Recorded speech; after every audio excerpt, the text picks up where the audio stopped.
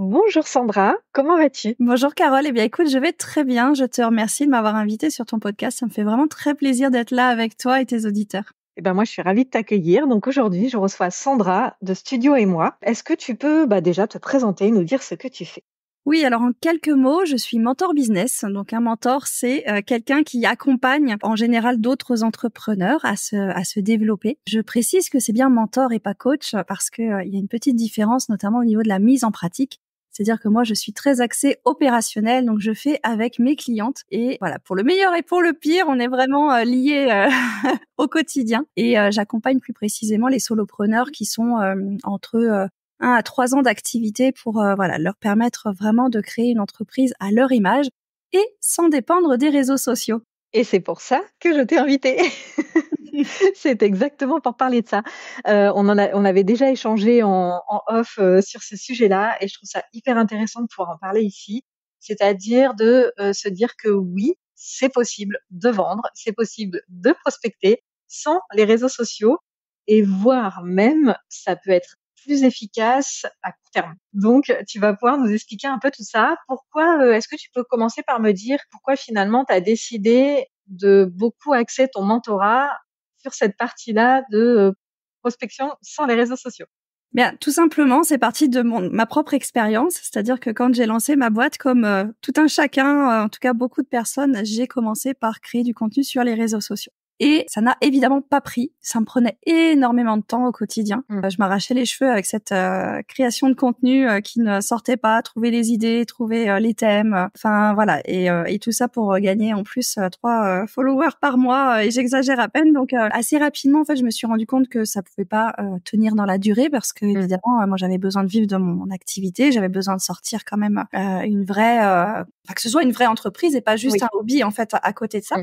Et donc j'ai complètement changé ma façon de faire et j'ai décidé finalement de revenir aux anciens modèles en me disant ça fonctionnait avant, donc pourquoi ça ne fonctionnerait pas maintenant? Et donc c'est à ce moment-là que j'ai testé beaucoup de choses, j'ai modernisé aussi certaines choses, on va peut-être en parler un peu plus tard. Et effectivement, c'est vraiment ça qui a été le déclencheur du vrai début de mon activité, je dirais. À partir du moment où je me suis détachée des réseaux sociaux, ça a vraiment changé beaucoup de choses dans mon business et c'est ça que je m'emploie aujourd'hui à traduire auprès de mes clientes. OK, bon, malgré tout, tu es quand même sur les réseaux sociaux, mais du coup, c'est pas ton espace, principal de prospection et je pense que c'est hyper intéressant que, après tu rentres dans le vif du sujet et que tu nous donnes justement les techniques que tu utilises et que, tu donnes, aux personnes que tu accompagnes. Parce que c'est vrai qu'aujourd'hui, on le sait, il y a de plus en plus de monde sur les réseaux sociaux, que ça soit sur TikTok, sur Instagram, sur, même LinkedIn, donc la concurrence est encore de plus en plus rude. C'est donc de plus en plus difficile d'acquérir des personnes qui nous suivent, comme tu disais tout à l'heure. On est content, on a eu 3 followers dans le mois, etc. Donc je pense que c'est vraiment important aussi de revenir à des choses qui ont fonctionné et qui fonctionnent encore aujourd'hui et qui sont pas forcément dans le digital. Alors, est-ce que tu peux déjà nous donner une première technique? Oui, alors je voudrais juste rebondir avant sur quelque chose que tu as dit. Effectivement, je suis sur les réseaux sociaux. C'est-à-dire que c'est quand même important de le préciser, je ne suis pas du tout anti-réseaux sociaux, loin de là. Aujourd'hui, c'est quand même incontournable et même indispensable parce que on a tous tendance, dès qu'on va faire un achat, d'aller vérifier, d'aller voir ce qui se passe sur le compte de l'entreprise. Déjà vérifier si c'est une vraie entreprise parce que on a aussi parfois des mauvaises surprises. Et puis tout simplement se faire aussi un avis en dehors du contact qu'on a pu avoir avec la personne. Donc pour moi, à aujourd'hui, il faut être sur les réseaux sociaux. Mais ce n'est pas une fin en soi et c'est pas la manière la plus rapide effectivement d'acquérir de la clientèle. Et c'est surtout les personnes qui arrivent à aujourd'hui, je parle pas de avant Covid parce que c'était encore différent, mais à aujourd'hui, les personnes qui se lancent sur les réseaux sociaux, c'est très long pour arriver à toucher de la clientèle. Vous avez toujours des exceptions, évidemment, comme de partout, et tant mieux d'ailleurs, parce que ça nous montre aussi que malgré tout, ça peut exister, mais c'est loin d'être la grande majorité des cas. Ouais. Et c'est ça qu'il faut avoir en tête quand on veut construire une entreprise pérenne, solide, qui se développe bien. Eh bien, il faut pas forcément aller chercher les cas exceptionnels qui arrivent à avoir telle réussite, en fait. Ouais. Et pour redonner un petit peu de contexte, on en parlait tout à l'heure en off, c'est vrai que la période Covid a largement favorisé les réseaux sociaux. Beaucoup de monde s'est lancé sur les réseaux sociaux à ce moment-là parce que ça marchait très, très bien. Sauf qu'à aujourd'hui, ce n'est plus le cas. On est tous pareils, on a tous besoin de ce côté humain, de retrouver des vraies relations humaines. Et finalement, on en a aussi tous un petit peu marre des réseaux sociaux et de n'avoir que des interactions digitales. Donc, c'est aussi pour ça qu'il faut avoir en tête que les méthodes traditionnelles, sont vraiment à aujourd'hui de plus en plus finalement en vogue, et ça devient même presque plus moderne que les réseaux sociaux. Et d'ailleurs, je ne sais pas si vous regardez l'émission Qui veut être mon associé sur M6, mais en tout cas dans la dernière émission, une des investisseuses, c'est Stéphanie Lelestre, a parlé des flyers, par exemple. D'accord. Pour répondre à ta question, on va peut-être commencer par ça. Les fameux flyers, que effectivement beaucoup disent démodés, beaucoup disent complètement has-been, pour reprendre une ancienne expression. Eh bien, cette investisseuse-là, qui est quand même pas n'importe qui, voilà, elle a quand même vendu sa boîte plusieurs millions d'euros, elle a eu une vraie réussite dans les affaires, etc. Eh bien, elle a clairement dit, les flyers, ça fonctionne. Moi, ça, j'en suis convaincue. C'est un moyen de toucher, en tout cas en local, parce qu'évidemment, on peut pas non plus toucher une cible très élargie à ce niveau-là, bien qu'il y a quand même des solutions qui existent, mais de manière très classique, le flyer, c'est plutôt du local, mais c'est une manière qui est encore pertinente pour arriver à toucher sa clientèle. Donc, bien entendu, on va pas faire des flyers à tort et à travers en mettant n'importe quoi dessus, parce que c'est fini les flyers type publicité ou offre exceptionnelle. Voilà, ça, non. Par contre, avec une accroche très pertinente, quelque chose qui surprend, qui innove un petit peu, et puis surtout distribué aux bonnes personnes, eh bien ça peut vraiment faire la différence, parce que justement, ça ne se trouve plus. Alors, la première chose, c'est tu dis distribuer aux bonnes personnes. Alors moi, c'est vrai, quand tu me dis flyer, je vais tout de suite me dire, c'est des papiers que je trouve sur le comptoir de la boulangerie ou dans ma boîte aux lettres. Donc en fait, on ne sait pas à qui on l'a donné. Alors, comment tu fais pour cibler les personnes à qui tu vas distribuer ces flyers? Eh bien, par exemple, une céramiste, elle pourrait tout à fait aller déposer ça dans les magasins de déco, dans des magasins en fait qui touchent son cœur de cible selon à qui elle veut s'adresser. Elle pourrait, pourquoi pas, enfin je veux dire, imaginons, elle pourrait même aller dans un magasin de bricolage, parce qu'après tout, il y a beaucoup en l'occurrence, je pense aux femmes qui se rendent maintenant dans des magasins de bricolage pour y trouver des matières premières. Pourquoi ne pas déposer des flyers à ce moment-là? Évidemment, elle peut aussi faire le tour du quartier et mettre dans les boîtes aux lettres si sa cible, c'est les particuliers. À l'inverse, quelqu'un qui va faire des sites internet, qui va créer des sites internet, là, évidemment, elle va pas aller faire le tour des boîtes aux lettres du quartier, parce qu'elle sait pas sur qui elle va tomber. Par contre, elle peut aller déposer des flyers dans les zones artisanales, dans les zones industrielles, dans les boîtes aux lettres des commerçants, enfin de la rue commerçante de là où elle habite. En plus, c'est du local. Encore une fois, je reste persuadée que les gens font de préférence appel à des gens en local. Aujourd'hui, c'est vraiment la tendance, plus que d'aller chercher des personnes à l'autre bout de la France ou même du monde.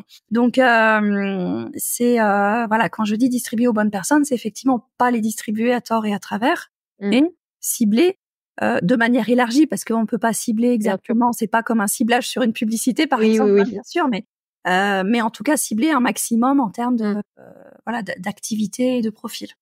Et je rebondis aussi sur la deuxième chose que tu as dite, c'est de surprendre. Parce que finalement, c'est comme sur les réseaux sociaux, même si c'est sur du papier, il faut attirer l'attention. Ça me fait penser à un flyer que j'avais dans ma boîte aux lettres, qui pour le coup m'avait surpris, mais de la mauvaise façon, dans le sens où je sais plus ce que c'était comme entreprise, mais simplement ils avaient écrit la meilleure, je sais pas quoi. Alors c'était peut-être un dératiseur ou je ne sais quoi. Et du coup, je me disais, mais d'où ils me sortent ce terme de c'est la meilleure entreprise de dératisation? Enfin, il y avait rien qui prouvait, et c'était juste un truc comme ça qu'ils lançaient, bon, voilà, pour impressionner, mais je trouvais que ça n'avait aucun sens. Toi, du coup, tu travailles avec tes clientes sur cet aspect, moi, ce que j'appellerais du storytelling, puisque c'est ça, hein, c'est d'aller chercher l'originalité dans sa propre entreprise pour pouvoir étonner et attirer le client. Donc, c'est quelque chose que tu travailles avec tes clientes? Alors, moi, je fais, on va dire, un début de storytelling. Je te laisse la suite, parce qu'effectivement, chacun son métier. Et tu es très douée là-dedans, donc Par contre, oui, on vient travailler effectivement ce qu'on appelle la proposition de valeur, c'est-à-dire un mini pitch en une phrase qui fait un peu choc. Voilà ce que je propose, voilà à qui je m'adresse, quelle est ma solution. Et en essayant de trouver évidemment des tournures de phrases qui sont inhabituelles. Et c'est pour ça que moi, j'adore travailler avec des activités complètement différentes parce qu'en fait, je m'inspire des activités des uns et des autres pour aller chercher finalement des éléments que on n'a pas l'habitude de travailler dans telle activité. Tu vois, c'est hyper intéressant ça. Ouais, parce que souvent, en fait, je sais pas moi, par exemple, une illustratrice va aller chercher systématiquement l'inspiration vers ses consoeurs ou confrères d'ailleurs, en se disant voilà, qu'est-ce qui se fait dans mon domaine d'activité, je vais essayer de faire mieux. C'est très bien, hein, il y a pas de souci avec ça. C'est juste que du coup, on en perd l'originalité parce qu'en fait, finalement, tout le monde, petit à petit, arrive à faire des choses plus ou moins similaires. Alors que si cette illustratrice, elle allait chercher dans des métiers complètement différents, par exemple même des fois dans l'industrie, dans des choses mais aux opposés, en fait, il y a plein de petits tips à prendre et des choses à comprendre par rapport à ça, dont elle pourrait se servir pour vraiment sortir du lot par rapport justement à son domaine d'activité. Et moi, ça, oui, ça, je le travaille effectivement.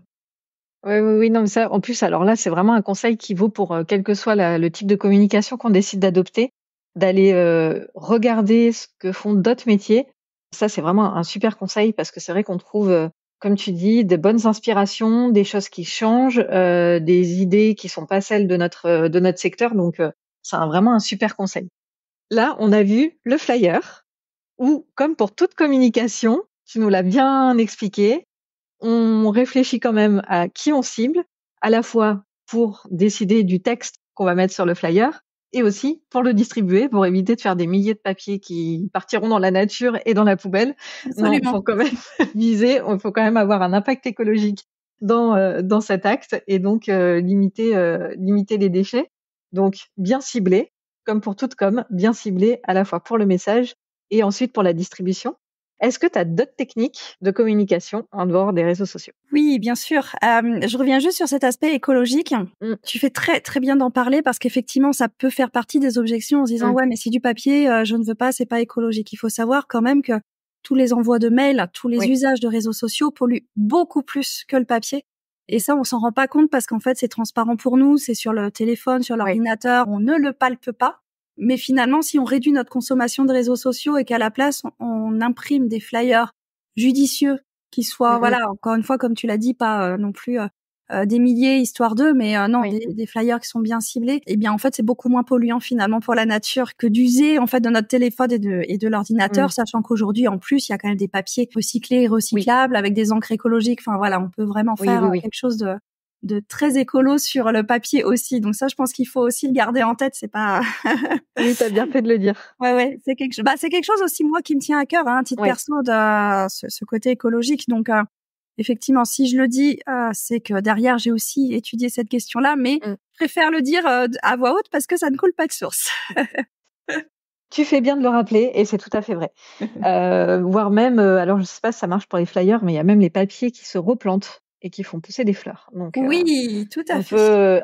On parlait d'originalité, on peut aussi aller comme ça chercher en plus des idées originales et qui collent au message qu'on a envie de faire passer à travers même le choix du support papier qu'on décide. Complètement. Après, c'est vrai que le coût n'est pas le même, mais là, selon son budget, pour vraiment marquer le coup et selon encore une fois sa cible, son positionnement, etc., ça peut vraiment être très sympa effectivement d'avoir ce genre d'attention pour les personnes que l'on veut attirer. Alors, une deuxième astuce en dehors des réseaux sociaux, eh bien, ça peut être par exemple les partenariats, les collaborations, parce que ça, c'est pareil, c'est quelque chose qu'on a tendance à oublier, mais en fait, on n'est pas forcément tout seul dans son business. On peut travailler à plusieurs, que ce soit de manière ponctuelle, que ce soit de manière un peu plus long-termiste. C'est quelque chose qui est très bon parce que d'abord on a quelqu'un sur qui se reposer quand on mène une action en commun. Eh bien, on n'est pas tout seul pour devoir penser à tout. Et ça, pour l'avoir fait à plusieurs reprises, c'est très confort. Voilà, il y a une répartition des tâches. On sait qu'on peut compter sur l'autre personne si jamais on a un coup de mou, si jamais il y a un souci particulier. Et puis, les idées aussi. Hein. À plusieurs, on est toujours meilleur. On a toujours plus d'idées. Donc, ce côté-là est vraiment sympa. Et d'un point de vue purement prospection, vente, eh bien, tout simplement, ça permet de bénéficier du réseau et de la communauté de l'autre personne et vice versa. Et ça, c'est vraiment très sympa. Un petit peu comme finalement ce qu'on est en train de faire là sur ton podcast. C'est un partenariat qui est ponctuel, qui est sur un sujet en particulier, mais voilà, on va pouvoir en bénéficier toutes les deux. Et ça, c'est vraiment précieux. Oui.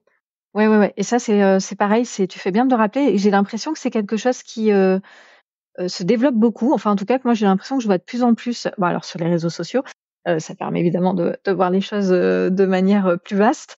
Mais je vois notamment de plus en plus de créatrices qui décident de s'associer. Je pense, par exemple, j'ai vu souvent des céramistes qui s'associent avec des créatrices de bougies. Et donc, l'une crée le contenant et l'autre crée la bougie. Récemment, j'ai vu aussi une créatrice de tissus qui s'était là, on va dire, c'est presque logique. Mais malgré tout, jusqu'à présent, je crois qu'elle devait vendre du tissu peut-être plus à des particuliers. Et là, elle s'était associée à une créatrice d'objets en tissu. Et donc, voilà, du coup, elles communiquent ensemble. Voilà, elles font leur business ensemble. Enfin, une partie. Je connais pas très bien les coulisses de cette association, mais c'est vrai que c'est quelque chose qui, j'ai l'impression, se développe. Et c'est un vrai plus, comme tu dis, à la fois pour purement le business, évidemment. Ça crée du chiffre un peu de chaque côté, ça crée de la visibilité pour les deux côtés, mais aussi il y a ce côté en plus soutien à la fois émotionnel, organisationnel, enfin voilà, il y a beaucoup de choses en plus derrière qui se créent. Et comme tu le disais au début du podcast, je pense que on revient de plus en plus vers du véritable relationnel. Alors je dis pas que les réseaux sociaux c'est pas vraiment du relationnel, parce qu'il en faut, sinon si on communique jamais avec les gens avec qui on est en contact sur les réseaux sociaux, c'est du vent. Donc il y a quand même du contact, mais je sens de plus en plus un besoin de retourner aussi vers du palpable et des rencontres en physique, dans des cafés, avec des réseaux d'entrepreneurs et autres. Et donc ce côté association aussi, si c'est dans la même région, si c'est en local ou autre, ça permet peut-être aussi comme ça de retrouver un côté collègue, rencontre et échange qui peut être aussi hyper stimulant. Mais complètement. Et tu vois, je pense à quelque chose, par exemple, la bachata. La bachata, c'est une danse qui a vraiment beaucoup de succès ces dernières années, qui se développe énormément. Maintenant, chaque ville a son cours de bachata, en règle générale. La plupart des cours de bachata ne se font pas en studio de danse. Ça se fait dans des bars, dans des restaurants, dans des lieux publics. Et c'est un peu quelque part une mode, mais enfin, en tout cas, moi, dans ma région, c'est comme ça. Je sais pas si c'est partout pareil, mais moi, chez moi, c'est comme ça. Et ça, c'est un super partenariat, parce qu'en fait, les personnes qui apprennent à danser les professeurs qui apprennent aux élèves à danser la bachata, du coup, n'ont pas de local à payer, n'ont pas de lieu particulier, bénéficient de la population du bar en question ou du restaurant. Le bar, lui, finalement, ça lui fait sa pub, ça lui crée une animation, ça fait venir des gens qui, si ça se trouve, ne seraient jamais venus chez lui. Eh bien, c'est la même chose pour toutes les activités, en fait.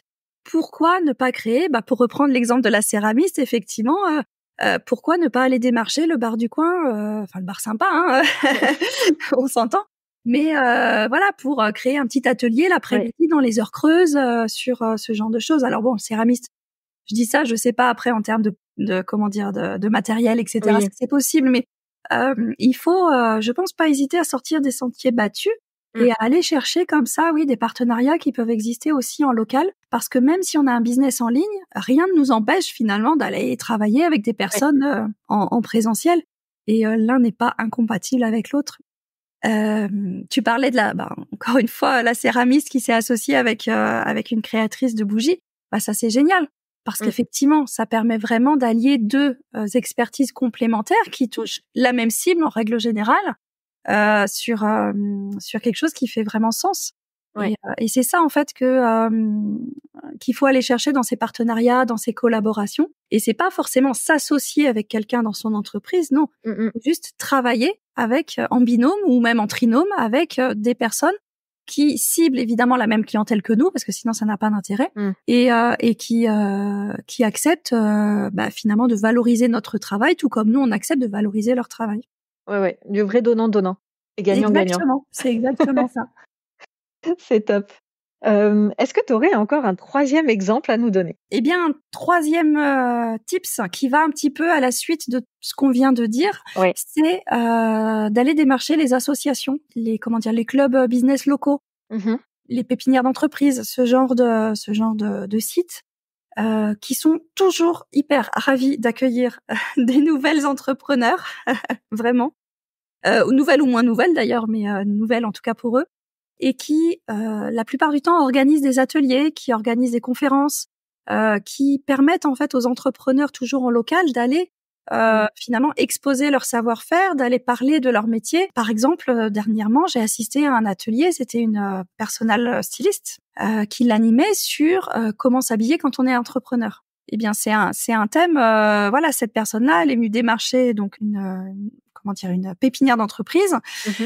Elle est la démarcher pour animer son atelier et c'est complètement gratuit, hein, je veux dire pour les participantes, mais en tout état de cause.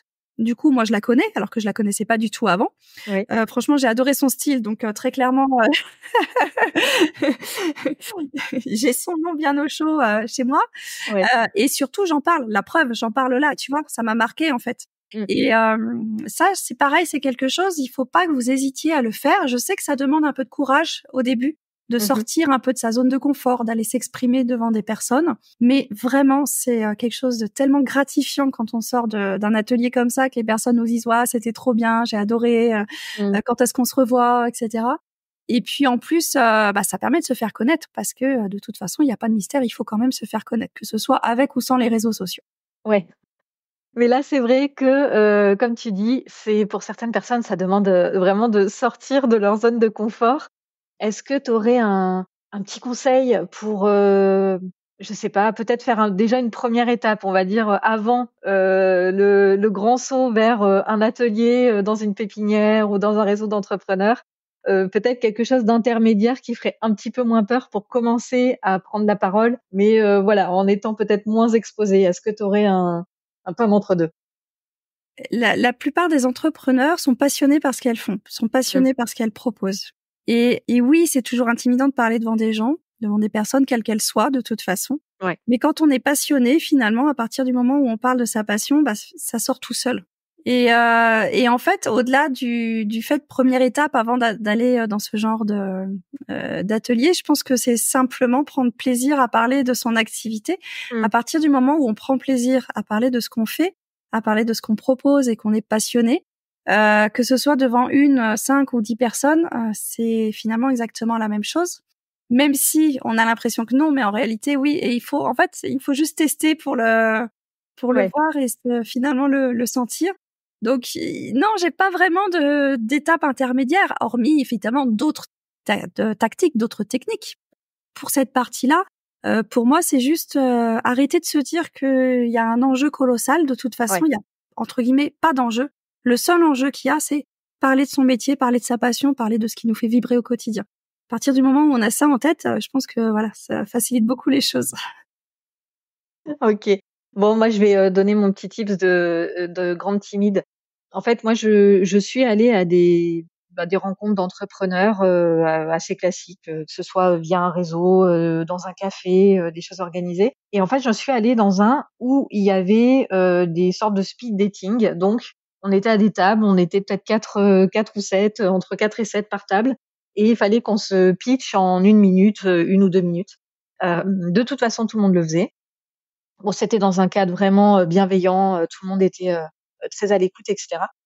Et exactement comme tu l'as dit, c'est-à-dire que finalement, il y a pas non plus un enjeu, de dingue. Il y a pas non plus des fois, on a un peu l'impression que tout le monde va nous regarder, nous juger et cetera, mais en fait, non. Et donc de faire ce petit exercice peut-être déjà en petit groupe pour vous présenter en, voilà, quelques minutes, ça peut vous permettre de vous dire: «Ouais, j'ai fait ça».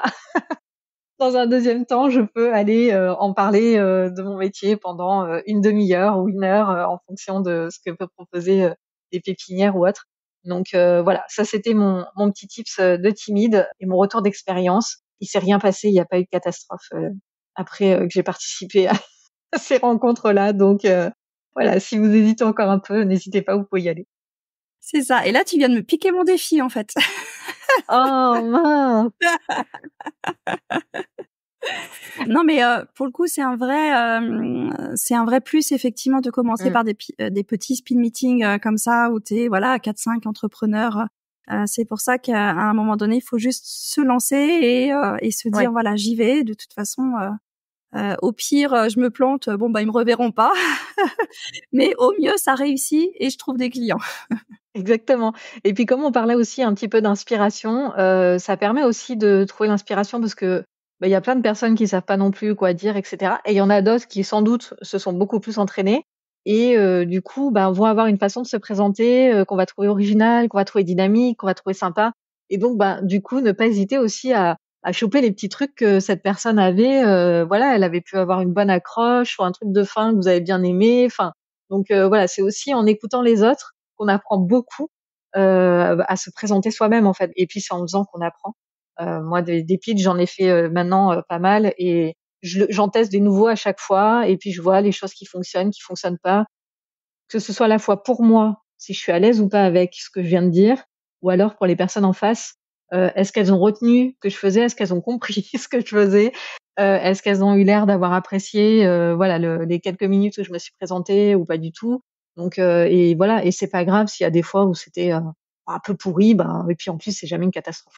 Non, exactement, mais Mmh. c'est très juste, ça permet de tester.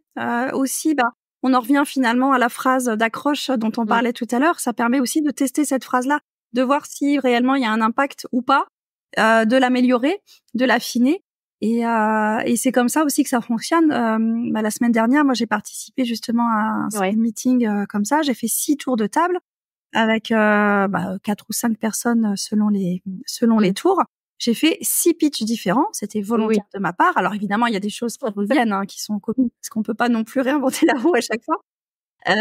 Mais ça Ouais. m'a permis de voir, voilà, ce qui accrochait ou pas, avec quelle Mmh. typologie de personnes aussi, parce que ça compte aussi. Et ça, c'est hyper important pour, bah, justement être, petit à petit, la plus percutante possible, en fait, dans ce qu'on raconte. On arrive, à la fin du podcast. Est-ce que, tu pourrais, comme maintenant ça devient un petit peu, coutumier dans le podcast, on va lancer un défi aux auditrices. Est-ce que, tu aurais un petit défi à leur lancer pour justement aller communiquer en dehors des réseaux sociaux pour pouvoir prospecter et trouver des clients? Eh bien, moi, je leur lancerais bien le défi de contacter un réseau en local et d'aller se présenter. Mmh. Et sans parler d'atelier, de speed meeting ou quoi que ce soit, juste déjà de prendre contact et d'avoir cette démarche de sortir un petit peu de chez Mmh. soi, de sortir aussi de devant son ordinateur ou de devant son atelier, pour, bah, Mmh. avoir des contacts avec des vraies personnes dans la vraie vie et se faire connaître et pouvoir, avoir l'opportunité de présenter, un petit peu son réseau et de Ouais. profiter de l'opportunité de pouvoir présenter son métier. Et si c'est, trop Mmh. dur, en fait, n'hésitez pas à cibler des Ouais. petits réseaux. Il y en a plein, des petits réseaux qui existent, qui sont, bah, par exemple Winnerwin ou Dinabuy. Ce sont en général des petits réseaux d'indépendants, où ils sont pas, trop nombreux, donc c'est vraiment à taille humaine, c'est chaleureux et pour, commencer dans le monde du réseautage, en physique, eh bien c'est plutôt sympa. Et puis, vous avez un réseau aussi qui est national qui s'appelle Bouge ta Tout boîte, à fait. dont tu fais partie Exactement, aussi, comme quoi bah, ça voilà, parce fonctionne. que c'est comme ça qu'on s'est connus. Et c'est vrai que ce que j'apprécie dans ce réseau-là, c'est que c'est mixte. Ouais. C'est à la fois digital, mais aussi en présentiel, en fonction des régions. Et ça peut aussi permettre, eh bien, d'avoir un premier pied, en fait, dans le monde du réseautage. Commencer doucement avec le digital et puis finalement arriver aussi dans le présentiel, Ouais.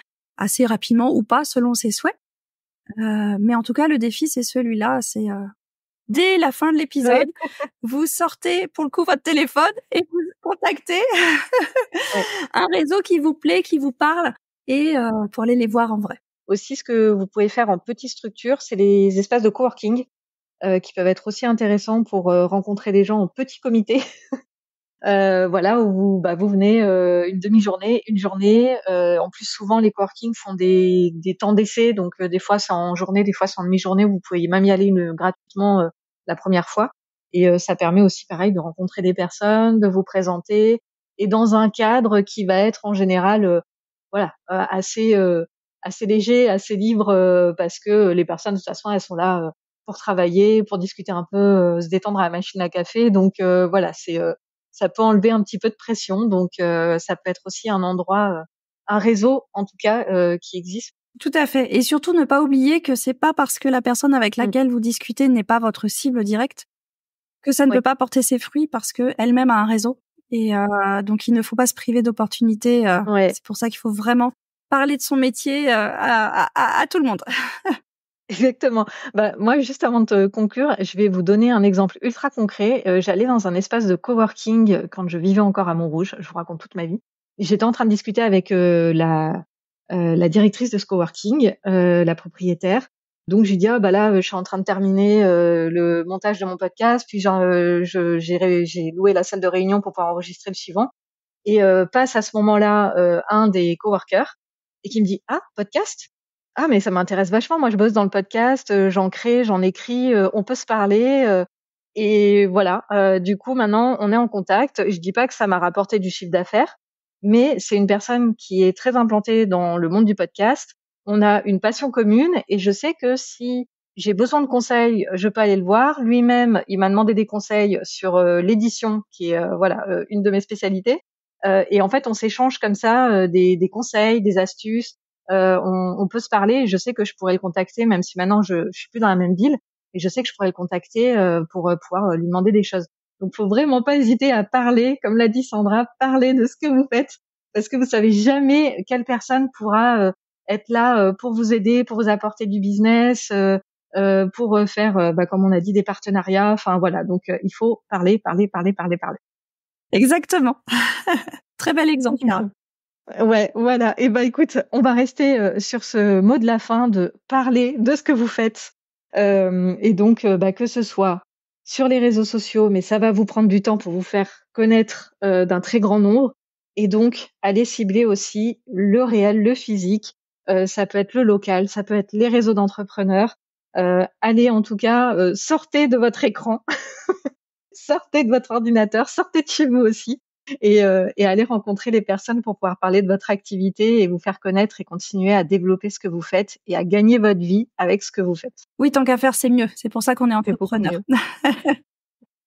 En tout cas, merci beaucoup Sandra. Merci à toi, Carole. Alors, même si on est on a beaucoup parlé de en dehors des réseaux sociaux, si on veut te contacter pour en savoir plus sur ce que tu fais ou même pour échanger avec toi, où est-ce qu'on peut te retrouver? Eh bien, sur Instagram, pour le coup.